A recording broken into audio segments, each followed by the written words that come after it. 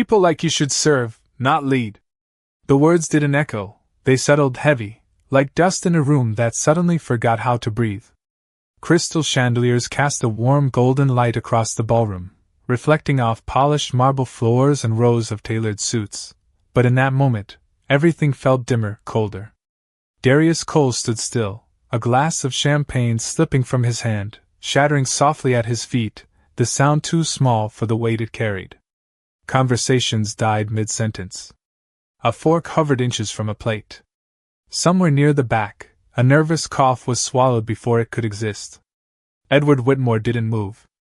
He stood with the quiet confidence of a man who had never been challenged in rooms like this, his posture relaxed, one hand resting casually in his pocket as if he had simply stated an obvious truth. A few guests exchanged glances, some uncomfortable, others amused, but no one spoke. Not yet. Darius didn't look down at the broken glass. He didn't brush the faint droplets from his jacket either. Instead, his fingers curled slightly at his side, a subtle movement, controlled, deliberate, like someone tightening their grip on something invisible. The faint hum of the city beyond the floor-to-ceiling windows pressed against the silence, distant traffic moving through Manhattan streets below, unaware that inside this room, something far more significant had just shifted. A server near the edge of the room froze mid-step, tray balanced perfectly, eyes flicking between the two men, unsure whether to disappear or stay invisible. Edward tilted his head just slightly, studying Darius now, as if expecting a reaction, anger, embarrassment, something loud enough to justify what he had just done. But Darius gave him nothing. Not a word. Not a glance of frustration. Just stillness. And somehow, that stillness stretched longer than anyone expected. A woman near the front adjusted her bracelet, the faint metallic click sounding louder than it should have. Someone else shifted their weight, leather shoes brushing softly against marble. The room wasn't just quiet, it was waiting. Waiting for Darius to confirm what Edward had already decided he was. Waiting for him to shrink, to apologize, to step back into a role that had been assigned without permission. But Darius remained exactly where he was, shoulders squared, breathing steady, his gaze finally lifting, not quickly, not sharply, but with a calm precision that didn't match the tension in the air. When his eyes met Edward's, there was no anger there. No visible offense. Just something far more unsettling. Recognition. As if, in a single moment, he had understood not just the insult, but the man delivering it. The faintest crease formed at the corner of Edward's brow, barely noticeable, gone as quickly as it appeared. For the first time, something didn't land the way he expected. The silence stretched another second. Then another. And in that fragile space, with glass still scattered across the floor and a room full of power holding its breath, Darius finally spoke, his voice low, even, almost quiet enough to miss if you weren't listening carefully. "Are you absolutely sure you want to say that here?" Edward did not answer right away, and that hesitation, brief as it was, slipped into the room like a crack in polished glass. The confidence in his posture remained, but something in his eyes recalibrated, measuring Darius again, this time not as a background figure, but as a variable he had not accounted for. A faint chuckle came from somewhere to the left, too forced, too eager to restore balance. "Is there a problem?" Edward finally said, his tone smooth, almost amused, as if the question itself had already been dismissed. A few guests nodded along, grateful for the familiar rhythm of authority reasserting itself. Darius tilted his head just slightly, not in defiance, not in submission, but in quiet consideration, like a man reviewing numbers only he could see. The air carried the faint scent of citrus and oak from the scattered champagne, mixing with the subtle perfume of wealth that clung to the room, but beneath it all, there was tension now, sharp and metallic. "No problem," Darius replied, his voice steady, unhurried. "I'd just like clarity before decisions are finalized." The word decisions lingered longer than it should have, catching the attention of a few executives standing near the center table where a stack of documents rested, neatly aligned, waiting for signatures that had not yet been given.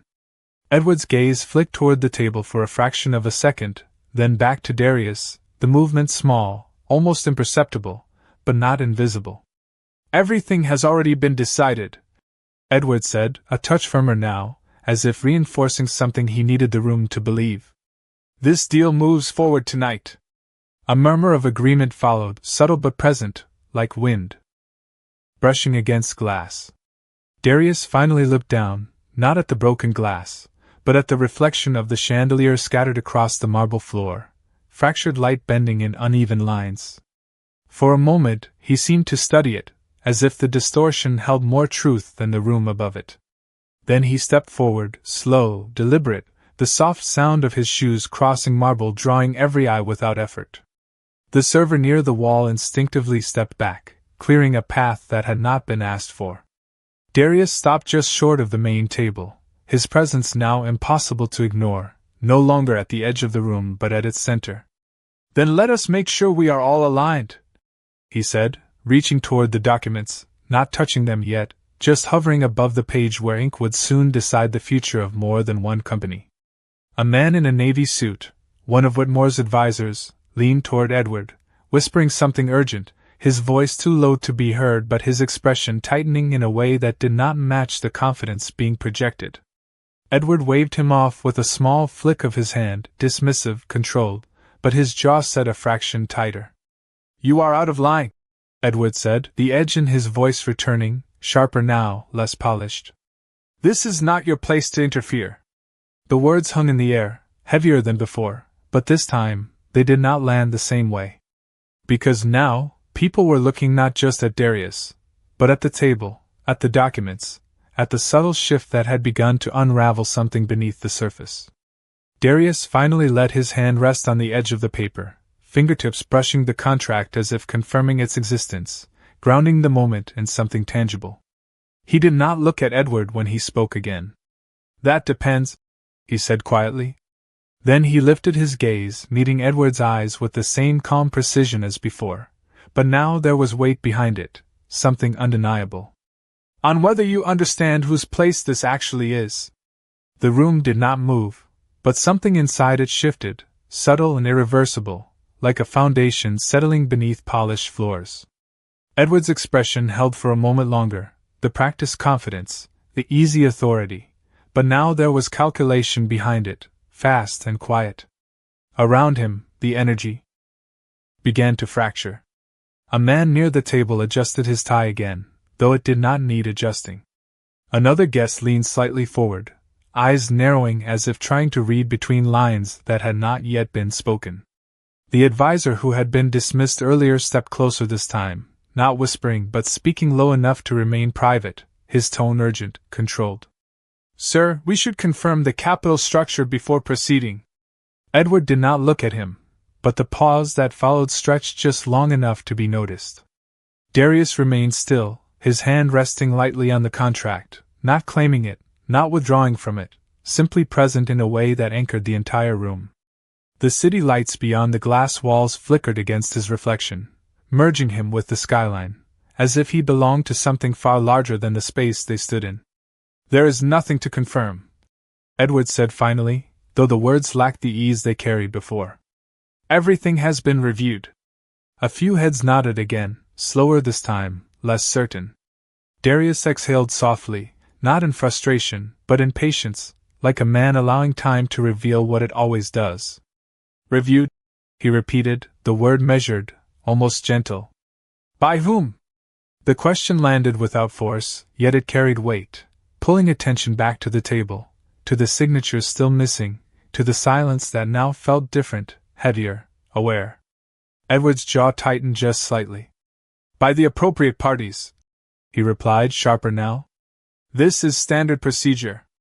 Darius nodded once, as if accepting the answer on the surface, but his eyes remained fixed, steady, unblinking. Standard, he said, and this time there was the faintest trace of something beneath the word, not sarcasm, not anger, but recognition again, deeper than before. The advisor shifted closer, no longer hiding his concern. Sir, with respect, the funding allocation, I said it is handled. Edward cut in, his voice firm enough to stop the sentence, but not strong enough to erase the doubt it revealed. That was when it became visible to everyone, not in words, but in posture, in the way people stopped pretending they understood what was happening. The confidence that had filled the room minutes ago began to thin, replaced by something more cautious, more observant. Darius finally lifted the contract from the table, the paper catching the light, edges crisp, untouched by ink. He held it for a moment, not reading, not flipping pages, just feeling its weight, as if measuring something beyond numbers printed on it. Then he turned it slightly, angling it so Edward could see the signature line, blank, waiting. "It is interesting," Darius said quietly, "how quickly certainty can exist without verification." No one laughed this time. No one filled the silence. Because now the silence was doing something else entirely. It was revealing. Edward's gaze locked onto the contract, then back to Darius, and for the first time, there was something unmistakable there, not anger, not arrogance, but the beginning of understanding, incomplete, reluctant, but undeniable. Darius lowered the document just enough, his voice steady, controlled, but carrying further now, reaching every corner of the room without effort. "You built this evening on the assumption that control was already yours." A faint pause. "But assumptions do not sign contracts." The words settled into the space like a quiet verdict, and somewhere in the room, someone finally understood what the others were still trying to grasp. This was not a disruption. This was a correction already in motion. The word correction did not echo, but it lingered, stretching across the room in a way that made every movement feel deliberate, every breath measured. Edward's hand shifted slightly at his side, not enough to draw attention, but enough to betray the recalculation happening beneath his composed exterior. The advisor beside him stepped forward again, no longer concerned with subtlety, his voice low but urgent, pressing through the fragile silence. "Sir, we need to pause this until we confirm the primary capital source." This time, Edward did not dismiss him immediately. His gaze stayed locked on Darius, searching, reevaluating, as if trying to place a detail he had overlooked. Around them, the room had changed. Conversations were no longer waiting to resume. They had disappeared entirely. The guests were no longer spectators. They were witnesses. Darius remained calm, the contract still in his hand, his posture unchanged, but now the stillness carried authority instead of restraint. He moved then, just one step closer to the table, enough to shift the center of gravity in the room without raising his voice or his presence. "You should listen to him," Darius said, nodding slightly toward the advisor, his tone even, almost courteous. "He is asking the right question." Edward's jaw tightened again, but this time the tension held. "And what question is that?" he asked, his voice controlled, though the edge beneath it had sharpened. Darius turned the contract slightly, tapping once softly, near the section outlining the financial structure, the sound barely audible, yet somehow louder than anything else in the room. "Where the deal actually begins," he said. A ripple moved through the executives near the table, subtle but unmistakable. A man in a gray suit reached for his tablet, fingers moving quickly across the screen. Another leaned closer, scanning the document again, slower now, more carefully, as if the lines had shifted since the last time he read them. Edward glanced at them, just for a second, and that second was enough. Because in that moment, the room saw it. The uncertainty. Not spoken. Not admitted. But present. Darius let the silence build again, not forcing it, allowing it to unfold naturally, like something that had been waiting beneath the surface all along. "You assumed ownership," he continued, his voice steady, measured, carrying without effort. "But ownership is not declared in a room like this. It is defined long before anyone steps inside it." Edward exhaled slowly, his shoulders remaining square, but the confidence that once filled the space around him had begun to thin, replaced by something more cautious, more aware. "If you have something to say," Edward replied, his tone firmer now, "then say it."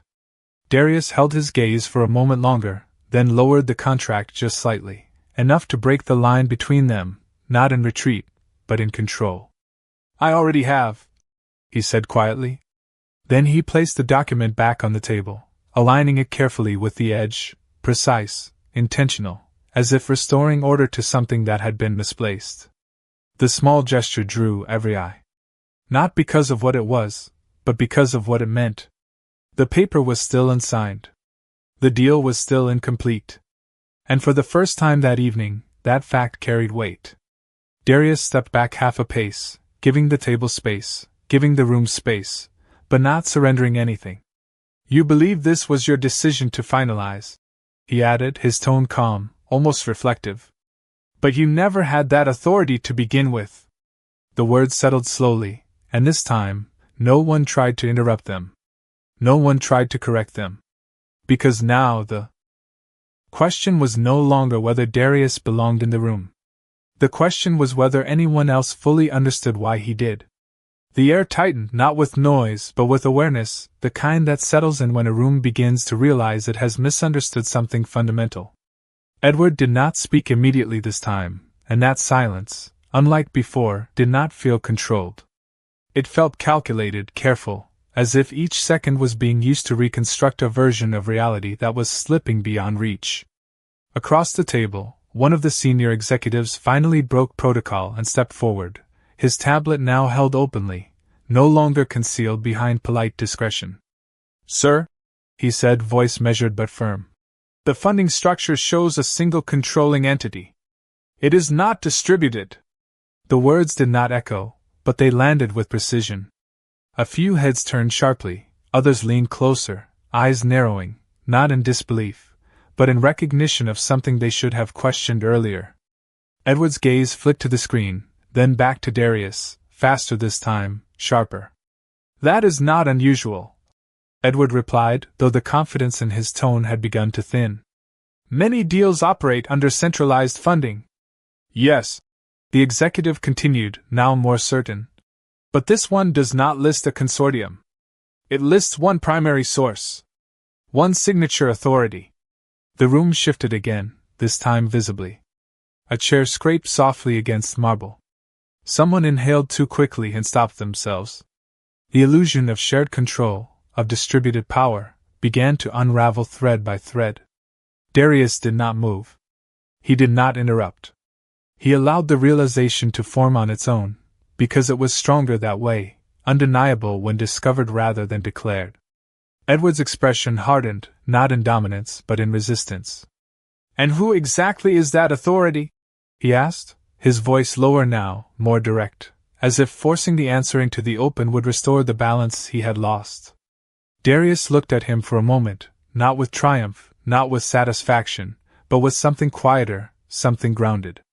Then he reached forward again, not abruptly, not aggressively, just enough to draw attention, and turned the contract so the final page faced outward, the signature line now fully visible to everyone standing closest. His finger rested just beneath it, steady, unshaking. The one who has not signed, he said.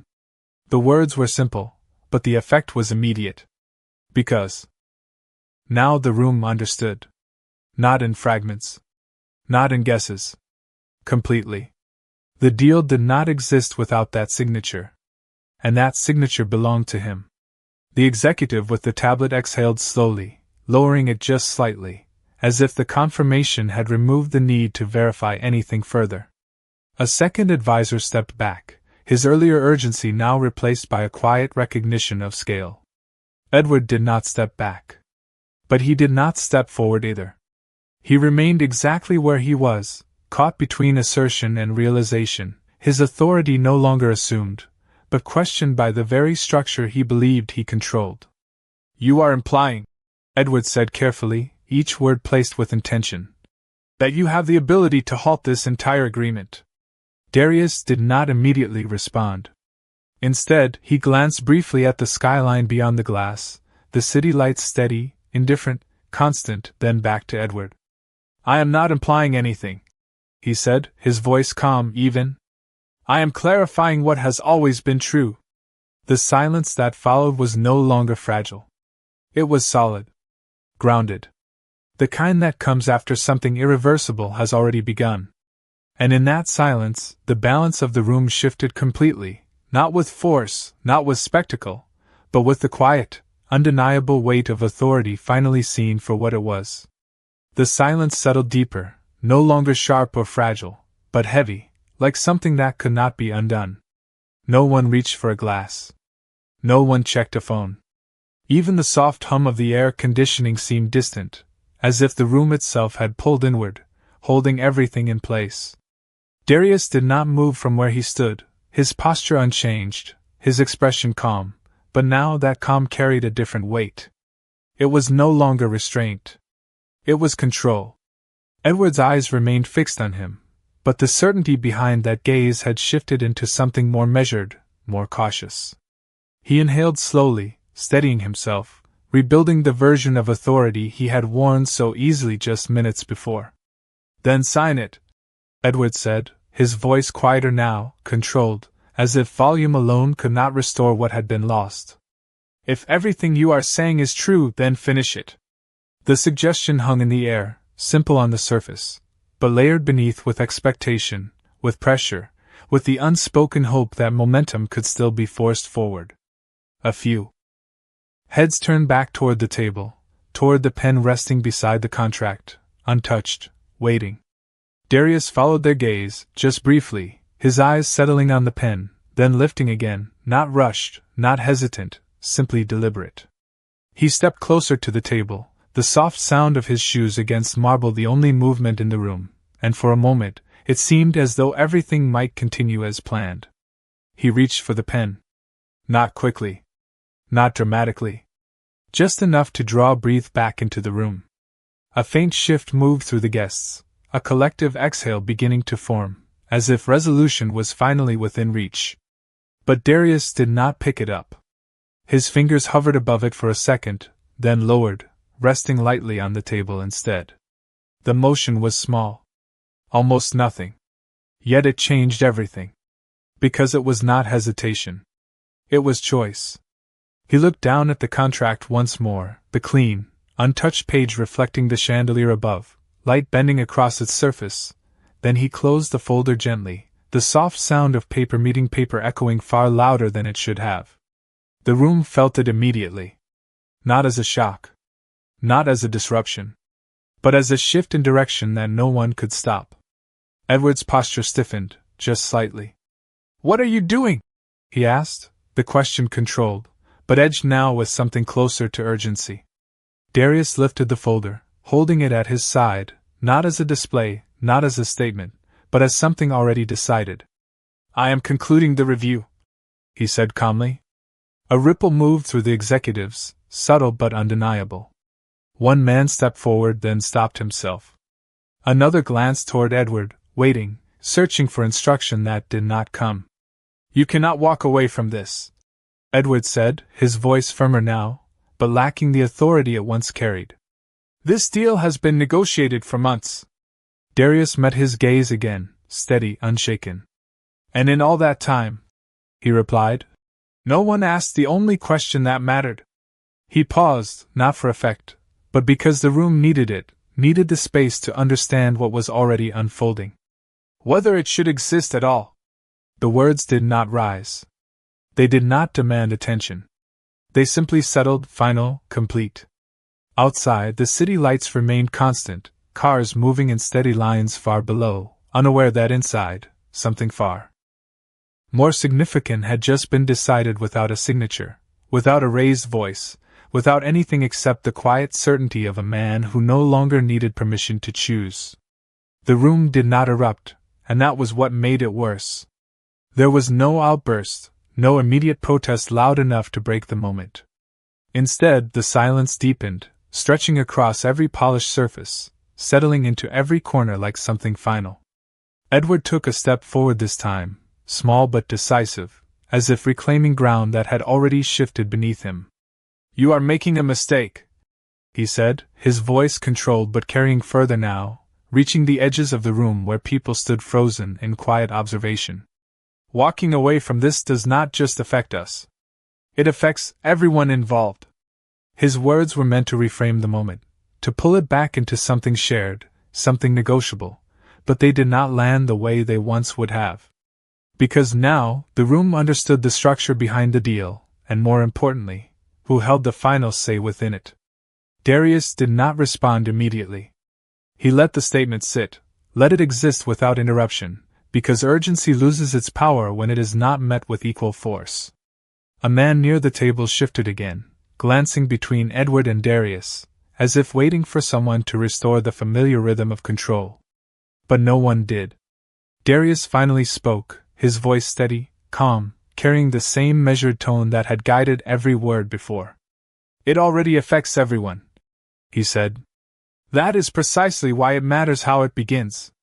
Edward's expression tightened, the composure still present but no longer effortless. "This is business," he replied. "Decisions are made based on numbers, not sentiment." A few faint nods followed, weaker than before, but still there, still searching for something solid to hold on to. Darius acknowledged the point with a slight incline of his head, not dismissing it, not challenging it directly.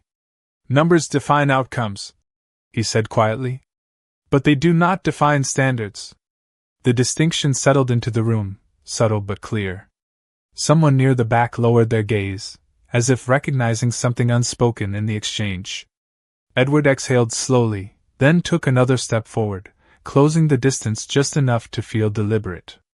"You are willing to collapse a $700 million agreement over a moment of misunderstanding?" he asked, the word misunderstanding placed carefully, as if it could reshape what had already happened. Darius held his gaze unshaken. "There was no misunderstanding," he said. "There was a statement. And now there is a response." The simplicity of it left no room for reinterpretation. No one moved. No one interrupted. The room had stopped trying to correct the moment, and had begun to absorb it instead. Edward's eyes flicked briefly to the folder in Darius's hand, then back up again, calculating, searching for leverage that was no longer there.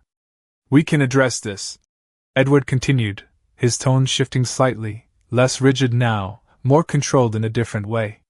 "We can move forward professionally." Darius considered him for a brief second, not dismissively, not with judgment, but with clarity. Then he shook his head, once slow, deliberate. "Professionalism," he said, "is not something you apply after the fact." The words settled with a quiet finality. Around them, the room remained still, but the atmosphere had changed completely. What had begun as a display of hierarchy had become something else entirely. Not confrontation. Not spectacle. But recognition.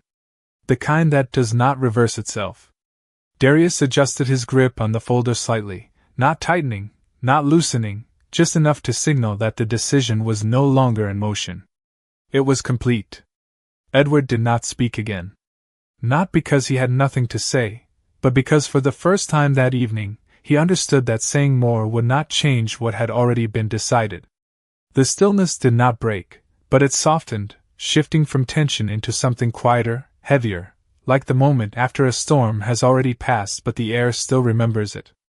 Edward's shoulders lowered just slightly, not in defeat, not fully, but enough to signal that something inside him had recalibrated. The room noticed. Not because of the movement itself, but because of what it meant. He was no longer pushing forward. He was adjusting. A faint sound came from somewhere behind the bar, a glass being set down too carefully, as if even small noises now carried consequence. Edward glanced briefly at the table, at the unsigned contract, then back at Darius, and when he spoke again, his voice had changed. It was still controlled, still measured, but stripped of the easy certainty that had once defined it. "If this is about what was said," he began, pausing just enough to choose the next words carefully, "then it should not define everything that follows." The sentence hung there, incomplete in its intent, but clear enough in its direction. A few guests shifted, sensing the pivot, the attempt to move from confrontation into resolution. Darius listened without interruption, his posture unchanged, his expression steady, but there was something different now, something quieter in his gaze, not less firm, but more reflective. Edward continued, slower this time, each word placed with intention. "There are ways to address moments like that. Privately. Professionally." The emphasis was subtle, but deliberate. A suggestion. Not an apology. Not yet. The room felt it. The distinction between acknowledging and correcting. Darius took a breath, not deep, not dramatic, just enough to mark the transition between listening and responding. He stepped slightly to the side, creating a small distance between himself and the table, as if the decision no longer needed to stand at its center. "You are right about one thing," he said, his voice calm, even. "It does not define everything that follows." Edward's gaze lifted slightly, a flicker of expectation returning, cautious, restrained. But Darius did not move toward the contract. He did not reopen the folder. Instead, he let the silence stretch for a moment longer, giving the room time to hear what was coming next before it arrived. "It defines what cannot follow," he added. The words settled gently, but they carried weight, clear and final. Edward's expression held, but the shift was there again, subtle, undeniable. Around them, the room did not react outwardly, but attention sharpened, focus narrowing, as if every person present understood that they were witnessing something that would not be repeated. Edward nodded once, slowly, the motion controlled, almost thoughtful. "Then let us correct it," he said, quieter now, the edge gone, replaced by something closer to intention. It was not a full apology. Not yet. But it was the closest he had come. Darius watched him for a brief moment, not searching for weakness, not measuring advantage, but considering something deeper, something beyond the immediate exchange. Then he shook his head gently, once, not dismissive, not harsh, simply certain. "Correction requires recognition," he said. "Not adjustment." The distinction landed clean, leaving no space for reinterpretation. Edward's gaze lowered for the first time, not fully, not in surrender, but enough to acknowledge the difference. The room remained silent. But now the silence carried something else. Not tension. Not uncertainty. Understanding. Darius shifted the folder slightly in his hand, not preparing to use it, not signaling another move, just holding it as it was, a decision already complete. "This was never about the deal," he said quietly. "It was about what made the deal possible." The words lingered, not as a statement of power, but as a reflection of something the room could now see clearly.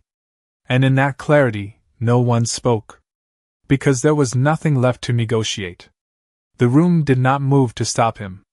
No one stepped forward. No one reached for the contract. The silence that followed was not waiting anymore. It was acceptance. Darius turned slightly, not abruptly, not with finality meant to impress, but with the quiet certainty of someone who had already finished what he came to do. The marble floor reflected his movement in soft, fractured light, the remnants of the broken glass now cleared by unseen hands, leaving no trace except memory.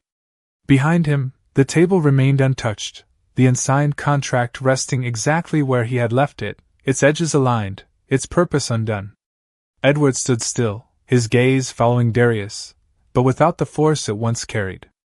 There was no command left in it, no expectation that the room would respond on his behalf. Only awareness. The kind that arrives too late to change anything, but not too late to understand it. A few guests shifted slightly, creating space without being asked, their movements quiet, respectful in a way that had not existed before. The hierarchy that had once defined the room had dissolved into something else, something less visible but more real. Darius walked toward the exit, each step measured, unhurried, the soft rhythm of his shoes against marble the only sound that remained. The city beyond the glass stretched wide and steady, its lights unwavering, indifferent to what had just unfolded inside, yet somehow mirroring it in its own quiet permanence. As he reached the doorway, his reflection briefly overlapped with the skyline, a silhouette framed by distance and light, and for a moment, it was unclear where one ended and the other began. He did not look back. Not at the table. Not at Edward. Not at the room that had tried to define him before understanding him. The door opened with a muted sound. Smooth, effortless, and as he stepped through, the air shifted slightly, cooler, quieter, carrying none of the weight he left behind. Inside, no one spoke. The chandeliers still glowed, the glasses still rested on white linen, the room unchanged in appearance, yet entirely different in meaning. Edward remained where he was, his posture intact, but no longer anchored to certainty. His eyes moved once more to the contract, then to the empty space where Darius had stood, and for the first time that evening, there was nothing left to say. Because the outcome had already been written, not in ink, not in signatures, but in something far more permanent. The recognition of what had been overlooked. The cost of it. And the quiet, irreversible consequence that followed. Outside, the city carried on, lights stretching for miles, steady and unbroken, while behind a closed door, a room full of power sat in silence, listening to the absence of a deal that would never exist, and the echo of a decision that did not need to be announced to be understood.